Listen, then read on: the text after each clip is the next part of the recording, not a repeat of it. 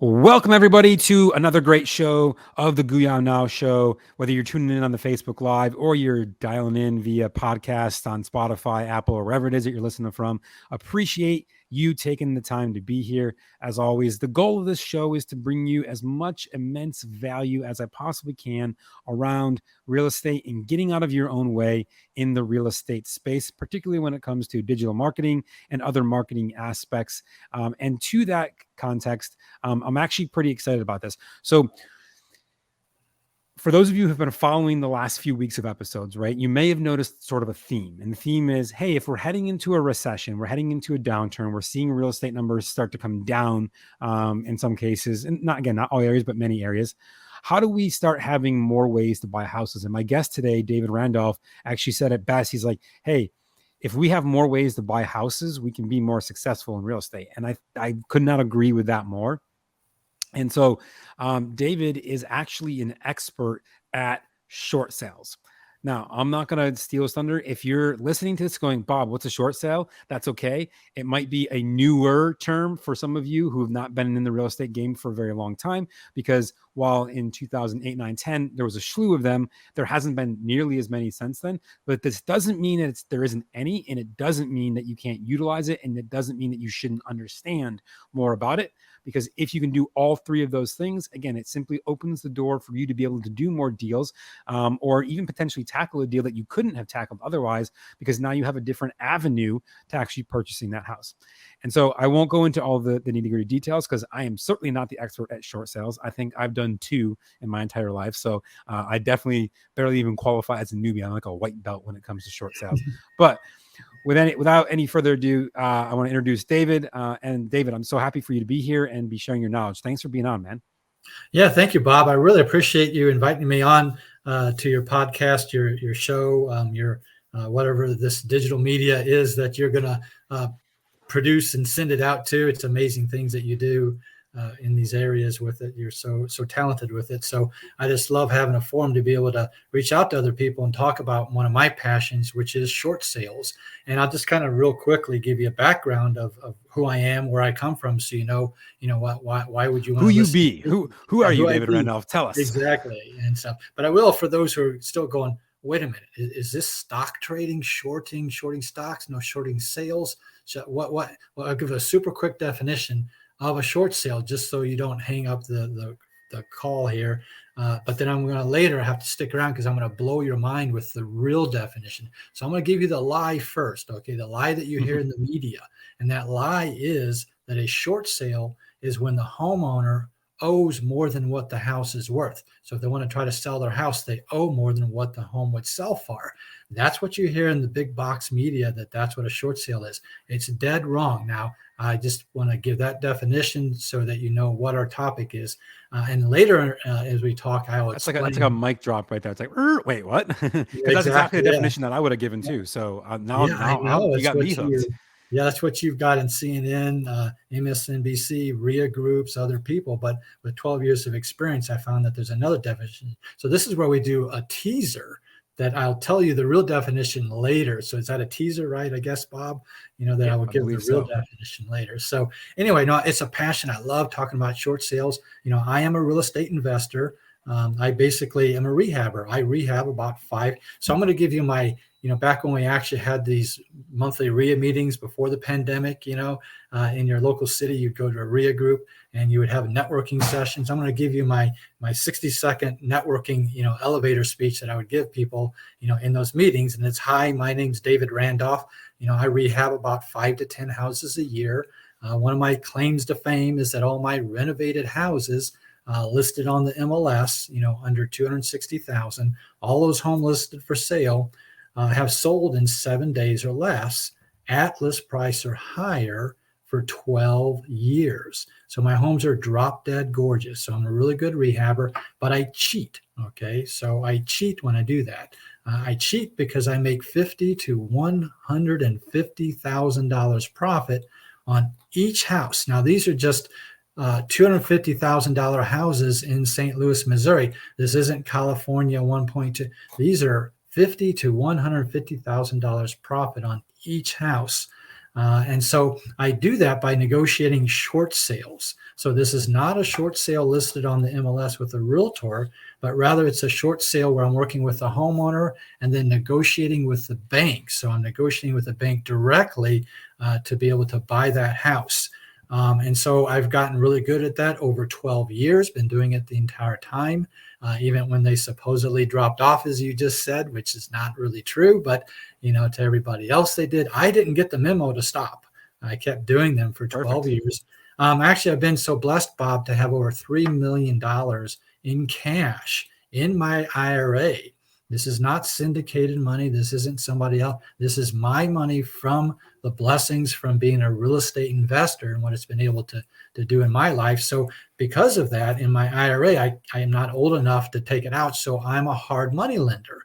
Okay, so I now lend to other rehabbers. Now, my heart and passion is to help new rehabbers get started. So what I do is I lend you all the money to buy it, all the money to fix it up, all the money for the points on the loan, and all the money for the monthly interest payments. You need $0 in your checking account financially to start rehabbing. I want to help new investors out there be able to rehab houses and be successful. So there's no credit check. But anyway, to kind of wrap this up here at the end, about 3 years ago, I started teaching other people how to do short sales. So big people out there in the industry, tax attorneys, John Heyer, Jeff Watson, and other, attorneys and people that are out there, in this industry, said, you need to start teaching other people what you do, because, they've never made that kind of money in short sales. And so now I have so much fun teaching other people how to do that with short sales. So that's kind of my quick intro, which wasn't so quick, but that's my background and what I do in real estate. Perfect. And I think that's super valuable, because I think for a lot of folks, you're right. Like making 150 to 150,000 on a 250, like we did most of our deals in Buffalo. And I'll tell you right now, like I think our highest profit ever was probably like 54, 55,000 on a flip, just because, and our maybe a little bit lower price points, but clearly we should have been knowing you before this and learn how to do this method. So, okay. So I guess let's dive into this first. Well, let's hold off on giving the real definition for right now, unless you think it makes sense here. But I guess one of the biggest misconceptions, and I've heard this a couple of times in some more recent interviews, is that short sales never really stopped. They were still out there. Like you said, you didn't get the memo that they had ended, right? But you're still buying them. So where are you finding short sale deals right now from like a marketing standpoint? How do you find these deals? Because I think most people would say, wait, I don't see those in my market. So if there are there, we're probably just looking in the wrong place. Yeah, exactly. So let's give a little bit of background of what happened and where they went to and where they are. It's a very good question. I guess if we even go back in time, the 2008, 9, and 10 timeframe was the Great Recession. The banks were foreclosing left and right on everybody. It was horrible. Families were losing their homes. As a matter of fact, it's why my wife and I went into real estate at that time, was to help families out and to keep them from losing their home and getting them time in the house and be able to get them to save up their money, because the banks were just doing it without regard to any of the circumstances. And so, we could step in and stop that. Then about 2012, Bank of America came out with the 30-day restriction. In other words, when you were doing it back then, you could sell the house right away. Well, Bank of America and others came out and said, no, wait a minute. If you're going to buy a short sale, you actually have to hold on to it for 30 days. Well, that just cut half the people out there, because one, they didn't have money to actually buy the house to hold it for 30 days. So I started doing transactional funding at the time because you could still make a good, $50,000 profit. You just didn't have the money to buy it. So a lot of people quit and got out of it there with it and stuff. And so, but after that, I want you to keep in mind, I'm only doing like one a month. And in my county, pre-pandemic, before the pandemic, there was 40 people a month with a foreclosure date. And I just needed one. And then the next month it would start all over with another 40 people. So there isn't mass wholesaling marketing, $5,000 per month marketing budget. I mailed to 40 people. Okay, so basically, that great time of the foreclosures that were happening to people, did taper off back to a normal rate, but that's perfectly fine. And as I just said, 40 per month. So, I continue to do those. Then what happened is we had the pandemic that happened in March of 2020, and it totally skyrocketed the number of short sales. And I'm going to be careful with my wording. I want to be clear. I am not one of those people. And if I contradict some of your other guests, I apologize, and it's their problem, not mine. But I do not say that there is a tsunami of foreclosures coming. I am not in that camp. Okay, there is not a tsunami of foreclosures. What I will say, there is a tsunami of short sales, and here's why. So basically what happened in 2020, March, the moratorium, the CARES Act came out, and it put a moratorium on people paying their rent. We heard about that in the news all the time.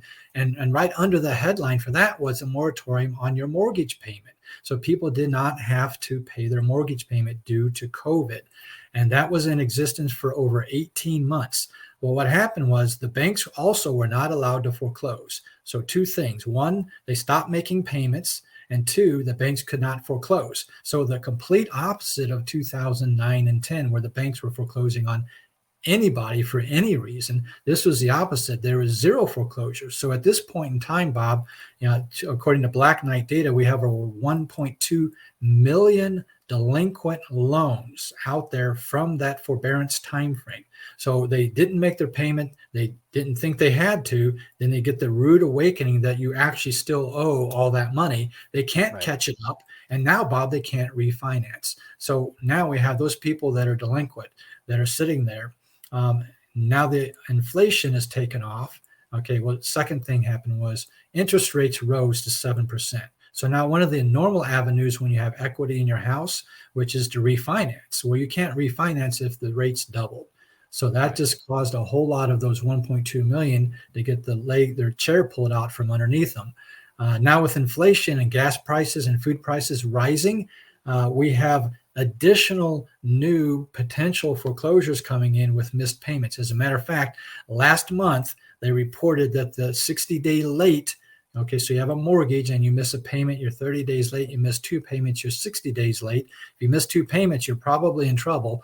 And the Black Knight data said, don't quote me on Black Knight, maybe another organization, Adam Data, but the number of 60-day late loans doubled. So add that to the 1.2 million people, okay, and then you add that to the people of coming into the foreclosure situation, new, doubling. We have many, many more people in that potential situation. Now, how do you find them? Okay, so what I teach, okay, is the simple, easy way, and that is to actually target the people with a foreclosure date. So, but I teach you not to go to a website and get it from some paid service that's late, wrong, and incorrect. I actually teach you, so people maybe need to take notes in this presentation. So what I teach you is pens and paper out. Let's go. Yeah, exactly. I love to teach, and I'm an engineer. I love to teach people stuff.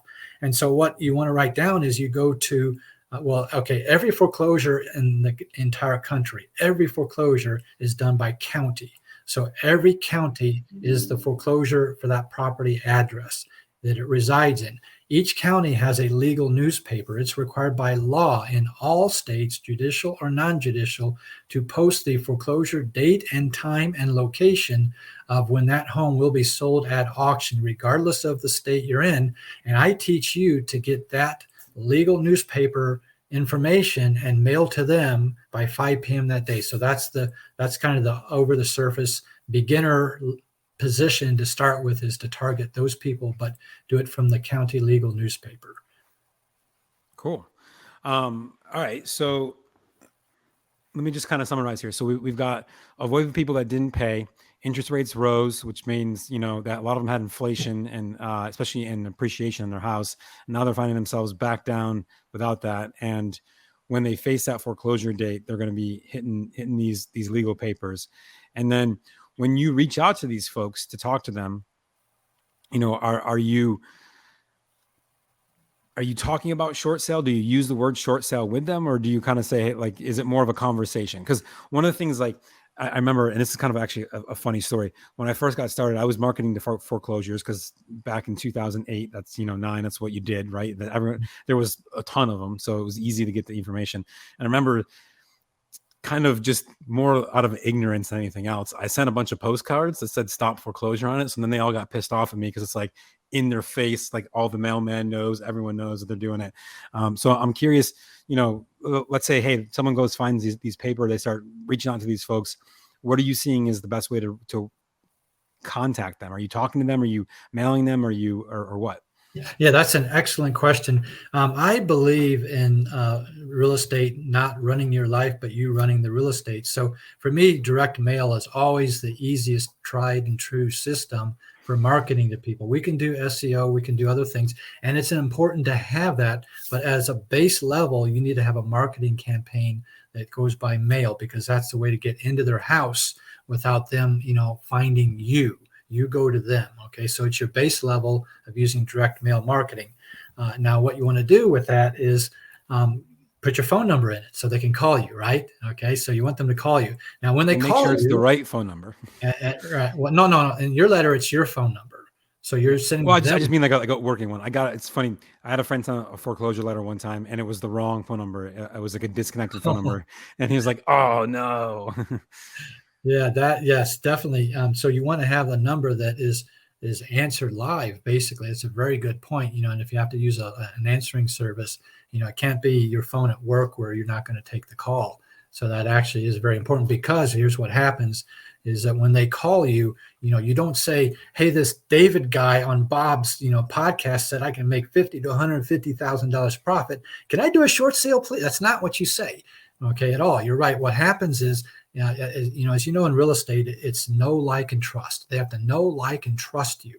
And that's what it's all about. So here's where we have an advantage. And the way I teach people to market is, when you are sending your letters out, you're probably, saying, I want to buy your house. You want to say, "I'm going to pay cash for your house," right? That's what, all the big, wholesaling companies do, national companies, I'll give you a cash offer for your house, right? How about you do this instead?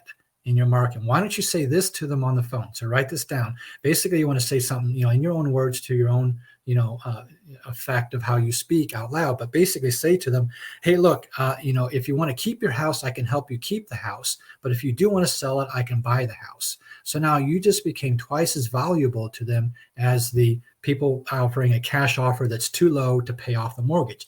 Think about it. A cash offer is a low ball offer, which is less than what the loan is. So they're thinking, "I'm stuck. A cash offer that won't even pay off the loan because it's a low offer. These guys are useless to me." Instead, why don't you ask them, "Do you want to keep your house?" Okay. And then if they say no, then you say, "No problem. I can buy your house." See, and so now if they want to keep their house, then you can talk to them. What have you tried? What's happened with the bank? And you go down the list of options. So the short sale is the last thing that you say to them. What you say to them is, "What do you want to do with the house?" Okay. And then basically you run down what have they tried. And so you go, to the fact that we have to stop the foreclosure. Do you have somebody who can catch up your loan? Do you have an FHA loan, which means we can file for a loan modification and stop the foreclosure? Those kind of little tricks. So you basically try to find help for them. Now, when they fail at the loan modification, or they fail at having the money to catch the loan up, and many other options that we don't have time to go into here, is that they then end up with, "Well, wait a minute, I guess I'm going to have to do a short sale," which is okay for them at that point, because they can't fix their house up and sell it. A lot of times, just to be honest with you, Bob, 80% of the people don't want to stay in the house. It was either a divorce, or there was health issues in the house, disrepair of the house. They want to leave that house. So most of them actually don't want to keep it. And so then basically, that's what you're trying to do is tell them, "Let's run through the options until you end up at the short sale. And guess what? I know how to negotiate it." So you're now their final option for it there. Okay, I get it. So you're saying, hey, look, because I remember back when I was doing some of this, there was a lot of them that wanted to stay in the house, but it just wasn't, it wasn't feasible, right? Like they didn't have the means necessary to make that happen effectively. So you're basically saying, hey, look, we'll try this, but you're essentially showing them why they can't. And I would assume then that because you're going through that, you become a better trusted resource, because it's like, oh, I didn't just try to do this one thing over here that benefits me as the investor. I tried to help you first. We figured out that that's not going to work the way that you want it to, unfortunately. And now here we are over this. And maybe it does, right? Maybe there is a way for them to do that, but either way. Exactly. No, you're right. I mean, there's so many wholesalers sending letters out trying to make cash offers, that they're just pissed off at those people. And you come in with a different story to help them, then now start to like you, okay, and stuff. And so it's all about the know, like, and trust. And if you know the facts of a short sale, you know what the various options are, in doing the short sale. Like, for example, that the foreclosure is going to hurt them for 7 years and 350 points. But if we do a short sale, it's 50 points in 1 year. If you know a few facts about the process, then they begin to have confidence that you can help them. And let me just talk real quick about the benefits of the short sale for the homeowner. There are tremendous benefits. So first of all, these people have a foreclosure date. And if you're in a judicial state, it might be 30, 60, or 90 days out. But in non-judicial states like Missouri, Texas, and Georgia, it's like 30 days. So in 30 days, they literally have to be out of their house. And that's a very bad situation. So in a short sale, what the homeowner is able to do is to let you work with the bank to negotiate, to determine what the real value is of the house. But more importantly, see, here's the trick. More importantly, what is the amount the bank will accept for their loan? It's not related. It is related, but it's not truly about the value of the home. It's what will the bank accept for their loan when they reduce it down to a very low number for you. And so basically what happens is, you're basically going to reach out to them. And I forgot where I was going to go with this. What was the question again? Well, so we were talking about, sort of we were wrapping up from the process of, hey, we're going through them keeping the house down to the short sale. Now we've arrived at short sale. This becomes the best option for them. Yes. Okay. Thank you. Sorry. I went off on a tangent. We're here. On it, stuff like that. But, basically, to continue with the advantages for them, because I took that sidebar, I wanted to get that in for those who don't know what a short sale is. Why would anybody do it? And here's the reason. They were about to lose their house in 30 days. They would have to move out and be gone. Instead, what we do in a short sale process is we're negotiating with a bank, and that whole time, 2 months, 3 months, 4 months, 6 months long, they're staying in the home, and they're not required to make any house payments. So that means that they're able to save their money up so that they can start over and find another place.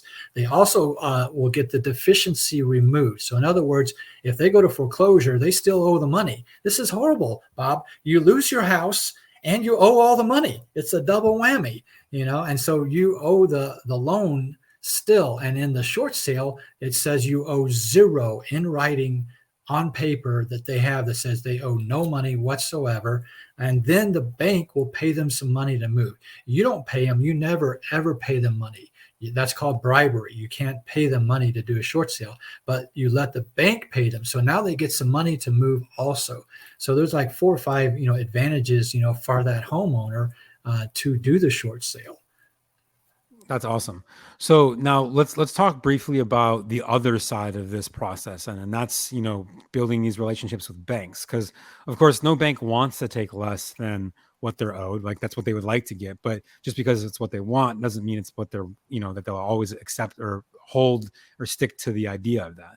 So when you start reaching out, and I know there's a whole process to getting a hold of the bank and making sure you have authorization to negotiate on their behalf, and probably a bunch of other things I'm forgetting about in the process there. But how important have you found it for building relationships with the people at the bank, or does it not matter at all because those people are rotating through so much that you never see the same person twice? Yeah, you're right, Bob. It's absolutely meaningless. It's meaningless. See, in a REO, in a foreclosure, REO property, that means that the bank foreclosed and they now own it.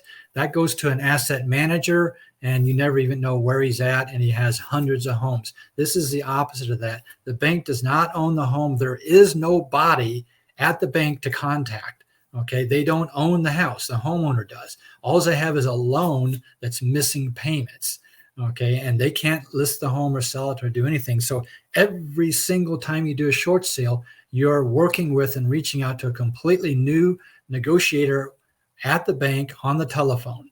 It's never in 12 years, except one time, been the same person. Okay. And that's because you have many different banks, and then you have many different loans, FHA, Fannie Mae, Freddie Mac, VA. So it's like a cross matrix. There's no way for you to work with the same person. And I like that, because then it means that we have these steps we follow in a short sale process that's independent of who we're talking to. Okay. So I don't want it to depend on the person I'm talking to. I want it to be dependent on my method of steps that I use in a short sale, that work time and time again. And that's good. No, I think that's perfect. And I think too many people get caught up in well, I don't know anybody at the bank to talk to. So let's start here then. How do you go about getting a hold of someone at the bank? You just start calling them, dial it up, be like, yo, what's up, Jenny? I need help.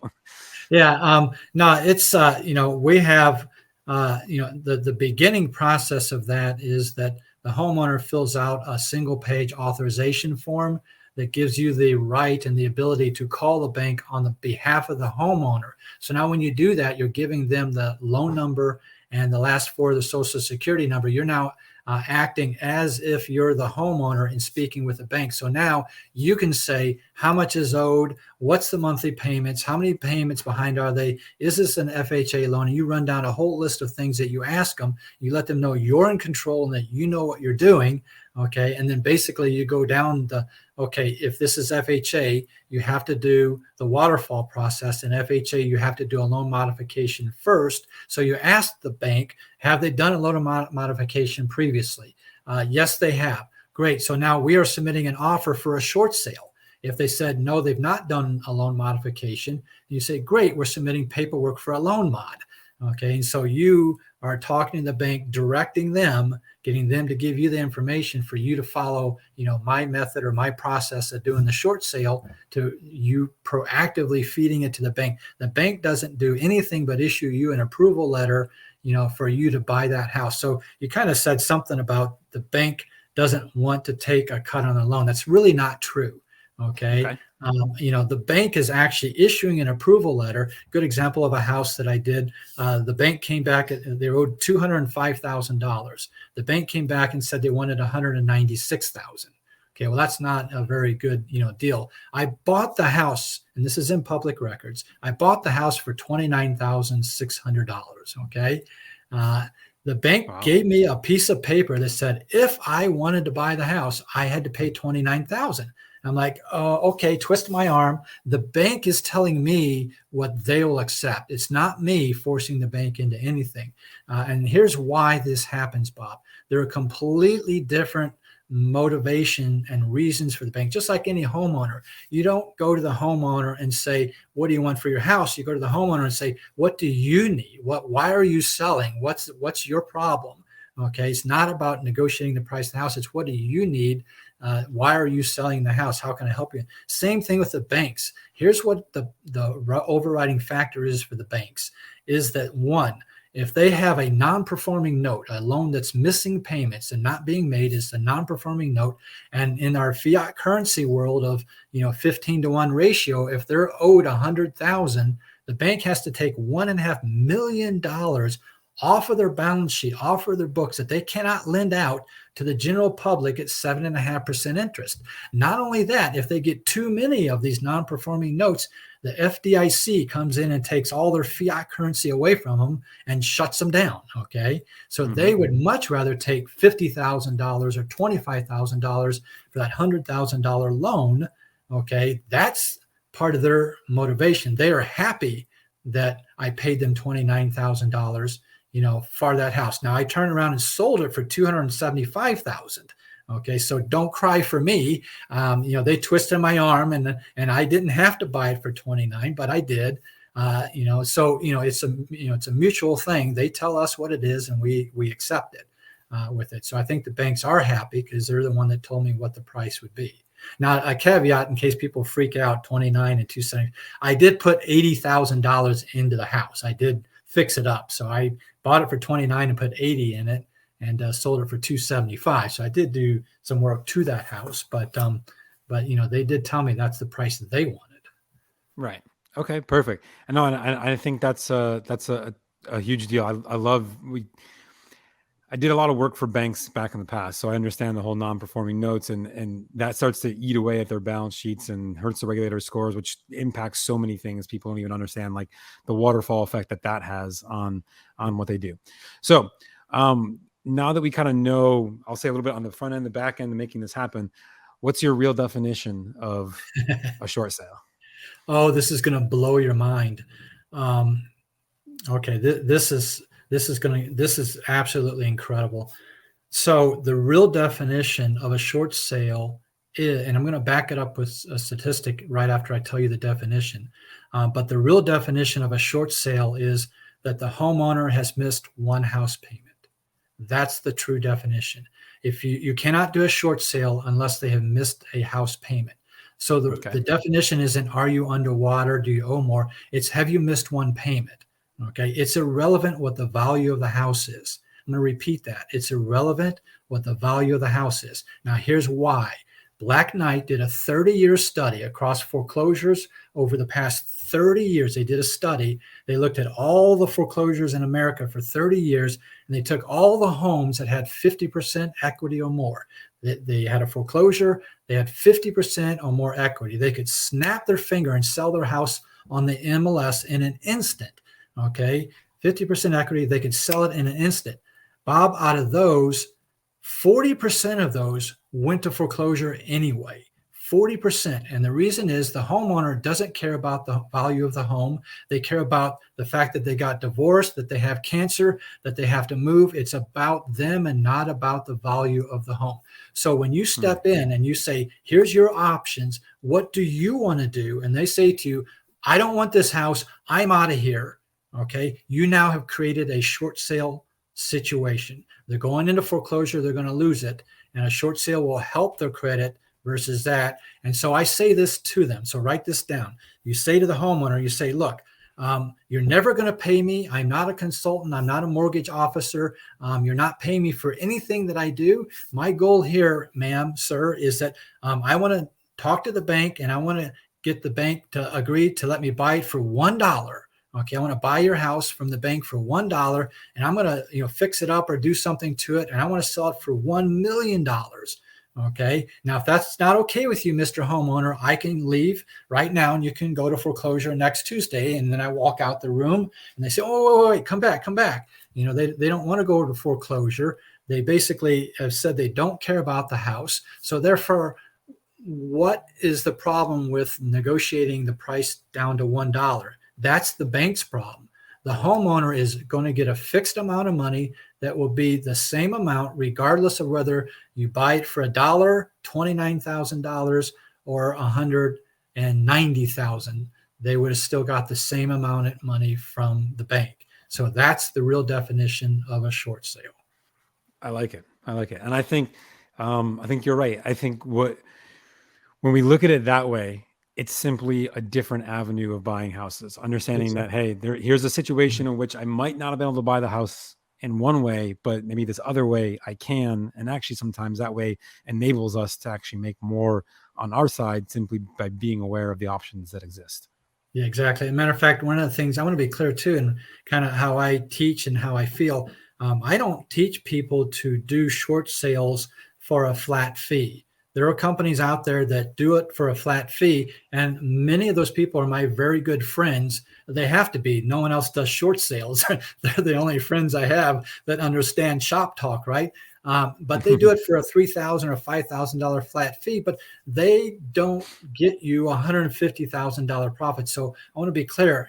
I teach people to be the entrepreneur, the real estate investor, doing it for yourself. You are the buyer and you are the negotiator. I want to repeat that. You are the buyer and you are the negotiator. And some might say, well, wait a minute, you can't be the negotiator and the buyer too. Yes, you can. You absolutely can.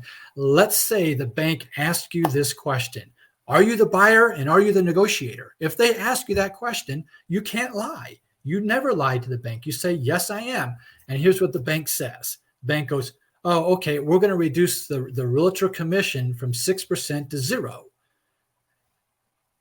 I don't know why they punish the realtor, but that's all that happens. Okay. See, they determine the price of the home. They don't really care that you're the negotiator and the buyer. Okay. All they do is say, well, now we're not going to pay a realtor commission. And so they knock it down to zero. So what happens? You just pay your realtor on the side. You pay him for something else. He gets compensated, for what, services, you may have had him do for you with it. And so, it's not illegal for you to be the buyer and the negotiator, is what I'm trying to say. I want to make that clear to people on here. You're the entrepreneur, the investor, helping families out across America, bringing homes into a livable condition for people to pay top dollar for, and to create housing for America that we badly need. Perfect. I love it. Okay, awesome. So look, I know that the short sale process, and there's probably about 500 steps in between, maybe not that many, but a lot of them 300, in it is between. 300, yes. 300. Yeah. Okay. I was like, I know there's a lot here, and we'd be talking for literally days trying to go through all of it, because I know there's so much more. So if people want to learn more about this process and kind of understand what it is, I know you said sort of like we have like a checklist of things you need to ask. Where can they learn more from you, or check you out, or find out more about this process that you teach? Yeah, you can go to my website, thedavidrandolph.com, and you can get more information. You can actually text SHORT, SHORT, to my phone number, 636-685-2990. And I'll actually send you a video and slides on how I do short sales.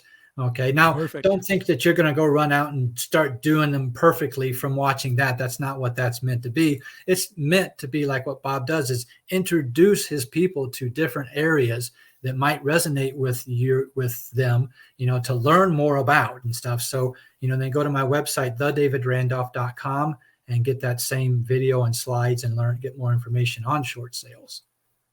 Perfect. Yeah, definitely go check that out if you're interested in learning more. Like I said, I know I've done a couple in my time, but I am by no means an expert in that particular area. Many other areas I am, but not that one. Well, and Bob, something interesting right now is, really, in my opinion, the banks are dumping the houses. I just had 4 students in the past 2.5 months. Each one made over $100,000 profit on their very first short sale they've ever done. Okay. Wow. The banks are dumping the houses because they were not able to foreclose on in the past. And so they're dumping the houses. And 2 of those 4 were actually wholesale deals, did nothing to the house, and made a $100,000 profit on their first short sale, wholesaling it. So the banks are dumping the houses right now. Families need your help. And in this case, banks need your help too. Perfect. I love it. That's amazing. Cool. Well, for everyone listening or watching, definitely go check out David's site. Go give him a visit if you want to learn more about that process. I'm sure he can show you all of the ways. Be your Yoda to your Luke Skywalker, and make sure that you get where you need to be. David, thank you so much for being on. I truly appreciate you taking the time to be here and share your knowledge. Bob, I thank you very much for your service you give to people, to be able to reach out across this digital world and system now, to reach across America and help people be successful and to be able to lead their own life, and so I really appreciate what you do.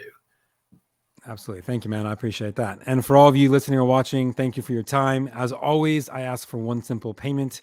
Just share this with a friend. If you have a friend who might want to learn about not foreclosures, well, I guess foreclosures in a way, but short sales, drop them in, let them listen to this episode, share it. If you're in the Facebook group, invite a friend or 2 in. If you're not in the Facebook group, you should head over there. Link will be in the show notes from the podcast to get into the Facebook group. Otherwise, have a great week. And as always, we'll see you on next week's show. Take it easy, everyone. Bye.